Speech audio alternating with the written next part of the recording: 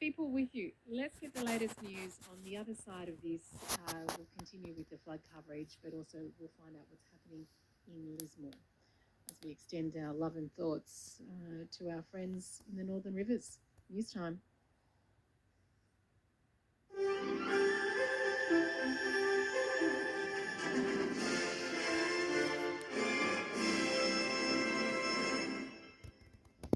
Currently 20 degrees in Coffs Harbour and Port Macquarie. Good morning, Madeline Cross with ABC Mid-North and Coffs Coast News. The New South Wales State Emergency Service says rain conditions are easing over the Mid-North Coast region. However, the Grafton and Dorara Valley regions remain under major flood. The system that caused catastrophic flooding from southeast Queensland down to the mid-north coast has moved offshore and further south overnight. Moderate flooding is occurring along the Nambucca and Bellinger rivers, while an evacuation order remains in place for low-lying properties in East Belgian. Joshua Clark from the SES says residents should remain cautious as the rain starts to subside over the mid-north coast. There will be some scattered showers across the day around the mid-north coast, but the weather is going to change for the better for a short period of time, I believe. Our crews are still very active here in the area, and crews from across harbour and further south are starting to make their way out today to assist with the ongoing flood emergency.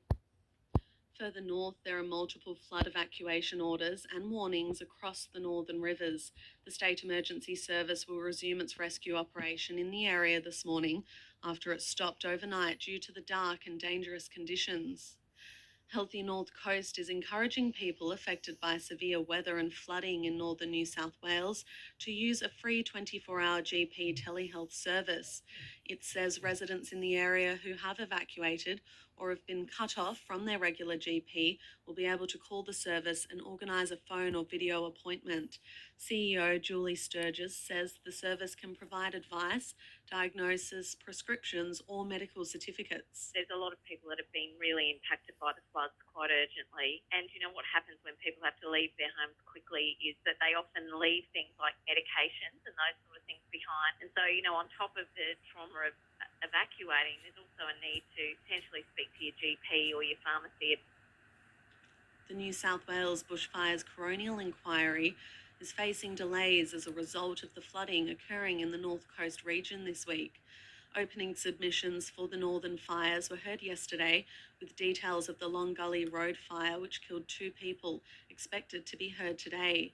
Witnesses were due to give evidence in Sydney via video link. However, assisting counsel Adam Castleton says some have been cut off from internet and phone access.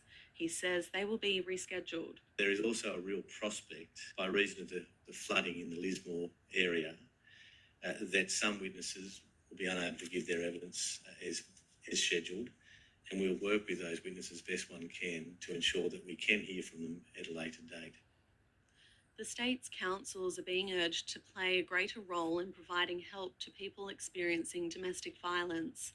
Access to support services has been a key issue in the first day of Local Government New South Wales annual conference. Hundreds of mayors and councillors have converged on Sydney for the event.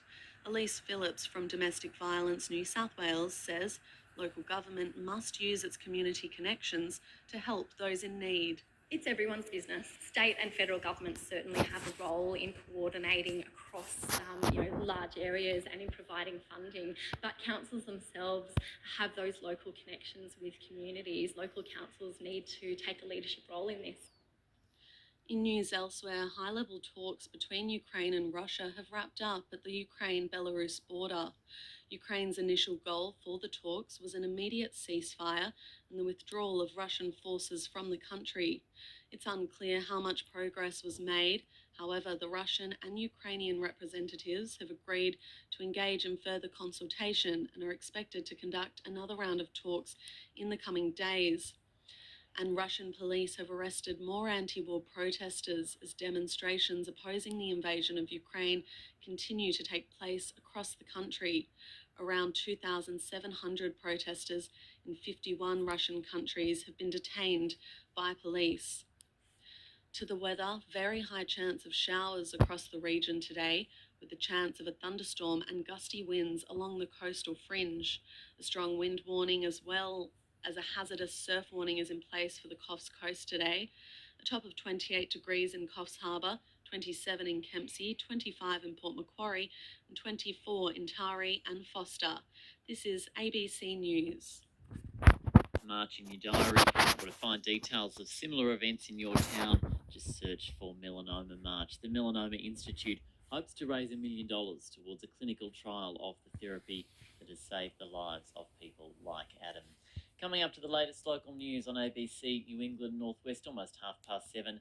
After that, we'll get a wrap of the latest on the flood situation in Lismore. And earlier this year, we brought you the story of a campaign by the Anawan people to buy back a parcel of land on their country. And today, the process is officially complete. We'll hear from the people involved just before 8 o'clock about how they're feeling ahead of the big day. Stay connected with your ABC. Find news online at abc.net.au. Select your postcode to see local stories, news, and weather.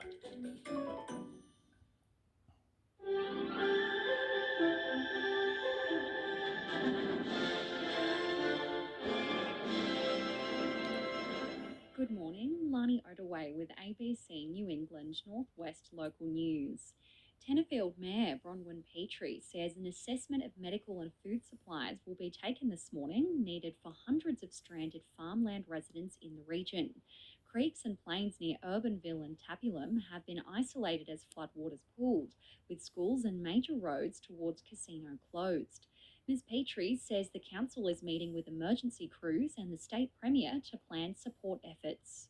If you are fine, please let your neighbours or your family know. If you need assistance, please let someone know. We're obviously expecting stock losses and crop losses, but I think this water can take some time to get away, and even so, the roads will be so damaged that it's going to be very hard for people to get out or to get in.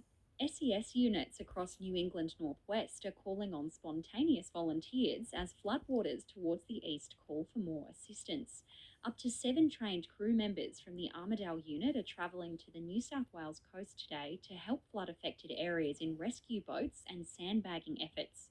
Deputy Commander Jock Campbell says people don't need to sign up to be full-time volunteers in order to assist the current situation.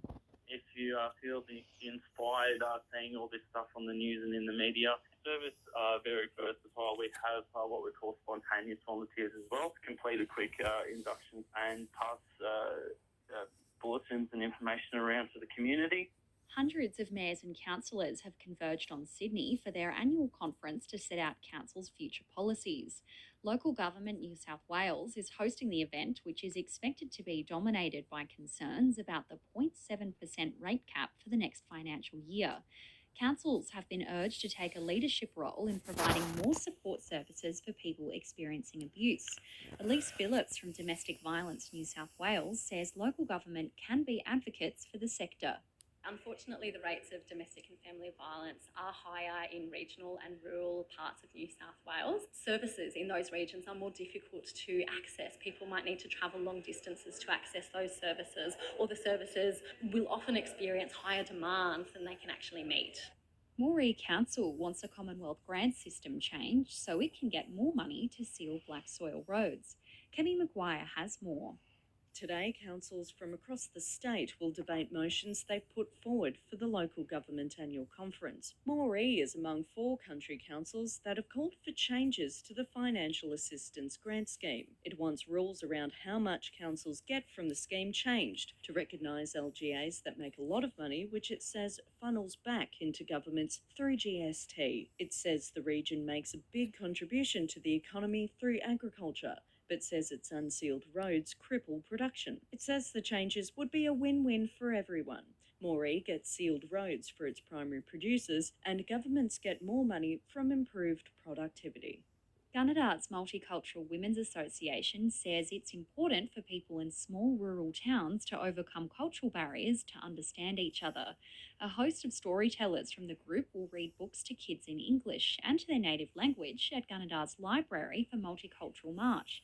President Nara Butsuk says multicultural books can be a powerful tool to bring people together. There's a lot of job bringing in people into the town, and a lot of them is from different cultural backgrounds. So it's just important for everyone, the newcomers as well as the locals, to understand each other's culture. Farming in Australia is worth more money than ever before. National Rural reporter Kath Sullivan has more. Good weather and the highest prices in more than 30 years means the value of Australian agriculture will hit more than $80 billion for the first time this year. Jared Greenville from the government's commodity forecaster ABARES says it's a remarkable result. We've got farm cash incomes going up by more than 30%, more than 40% in cropping. That means the average farm income for cropping farmers will be more than $500,000 this financial year. The good times aren't indefinite, and the value of farming is likely to soften next year. Turning to the weather now, partly cloudy across the region with a medium chance of showers for the tablelands and a slight chance in the northwest. There's also a chance for thunderstorm this afternoon and evening. Top temperatures in Inverell of 29 degrees, Glen Innes 24 degrees, Armidale 23, Tamworth 29, Narrabri 31 and Moree 33 degrees. You've been listening to ABC News. For the rest of the day, this type of weather. So there's just a handful of people up early this morning exercising. I could probably name half of them and give you a resume on them as well, because I know them quite well from over the years from getting up early in the beach. But yeah, it's a very quiet morning up here on the beach. Good on you, Dave. More customers. Thank you.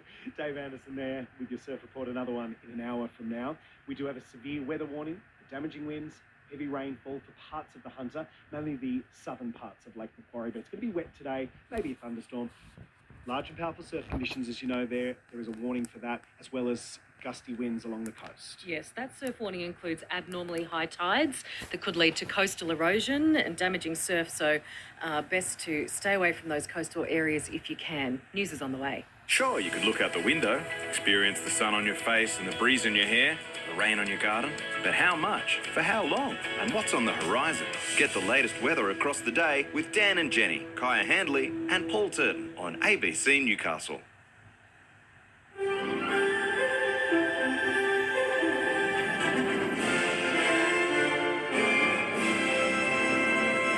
Good morning, I'm Madeline Lewis with ABC News. The SES says it was forced to suspend flood rescues in Lismore on the New South Wales North Coast overnight because conditions were too dangerous in the dark.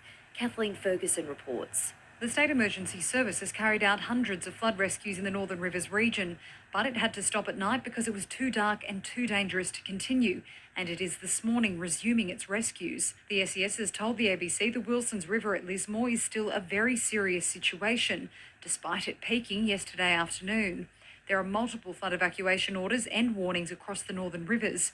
The SES is planning to redeploy crews as the intense weather moves south. Flood evacuation warnings have been extended overnight to include low-lying areas of Ballina. Talks between Russian and Ukrainian officials have ended at the Belarusian border with no clear resolution, but there are signs that both sides could agree to a second round of talks within days. Correspondent Ann Barker reports. A Ukrainian delegate says a first round of talks aimed at ending the military conflict has concluded, but more talks could happen soon. Officials from both sides met in Belarus, where Ukraine demanded a ceasefire and a withdrawal of all Russian troops from the country. The talks come as Ukraine's President Volodymyr Zelensky has formally lodged an application for his country to join the European Union to solidify the country's ties with the West. EU leaders may discuss the matter at an informal summit in March. Switzerland has announced it will level sanctions against Russia in line with the EU, abandoning its long tradition of neutrality. It will introduce measures including freezing Russian assets, which is expected to target oligarchs who have been using Swiss banks. Switzerland's President Ignazio Casas says Russia has seriously violated international law by invading Ukraine. Farming in Australia is worth more money than ever before. National Rural reporter Kath Sullivan has more. Good weather and the highest prices in more than 30 years means the value of Australian agriculture will hit more than $80 billion for the first time this year. Jared Greenville from the government's commodity forecaster ABARES says it's a remarkable result. We've got farm cash incomes going up by more than 30%, more than 40% in cropping. That means the average farm income for cropping farmers will be more than $500,000 this financial year. The good times aren't indefinite, and the value of farming is likely to soften next year. Hundreds of mayors and councillors, including those from the Hunter, have converged on Sydney for their annual conference to set out council's future policies. Local government New South Wales is hosting the event, which is expected to be dominated by concerns about the 0.7% rate cap for the next financial year. Councils have been urged to take a leadership role in providing more support services for people experiencing abuse. Elise Phillips from Domestic Violence New South Wales says local government can be advocates for the sector. Unfortunately, the rates of domestic and family violence are higher in regional and rural parts of New South Wales. Services in those regions are more difficult to access. People might need to travel long distances to access those services, or the services will often experience higher demands than they can actually meet. In surfing, Merewether's Philippa Anderson is among a host of locals in contention for the finals of the Port Stephens Pro being held today at Berrubi Beach. 120 of Australia's best young male and female surfers are taking part in the qualifying series event. Sally Mack from Surfing New South Wales says the locals have been upstaging former pro surfers. Local Philippa Anderson moved through to the quarterfinals, and then Bay Area board riders Mike Clayton Brown's definitely showing that he's up there with the best. He's just scored a couple of really big scoring waves. And briefly, Cronulla has humbled Canterbury in the club's final trial match before the NRL season starts in less than 2 weeks, 30 points to 6. And the Perth Wildcats have snapped their 3-game losing streak in the National Basketball League by defeating the Tasmania Jack Jumpers in Hobart, 89 points to 78. Checking the Hunters' weather, cloudy today, high chance of showers and the chance of a thunderstorm. Gusty winds along the coast. Large and powerful surf conditions are expected, a top of 23 for Newcastle.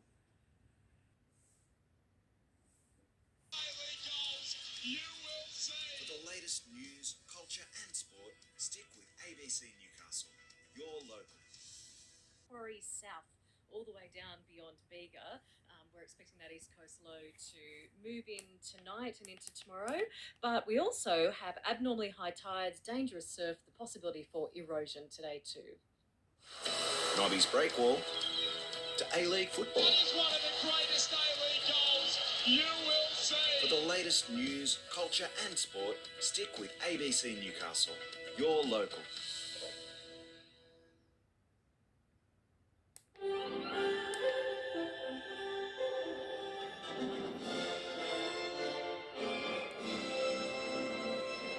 Good morning, I'm Madeline Lewis with ABC Hunter News. Chemical giant Orica and Origin Energy have announced they intend to collaborate on the development of a green hydrogen production facility in the Hunter. Liz Farquhar has more.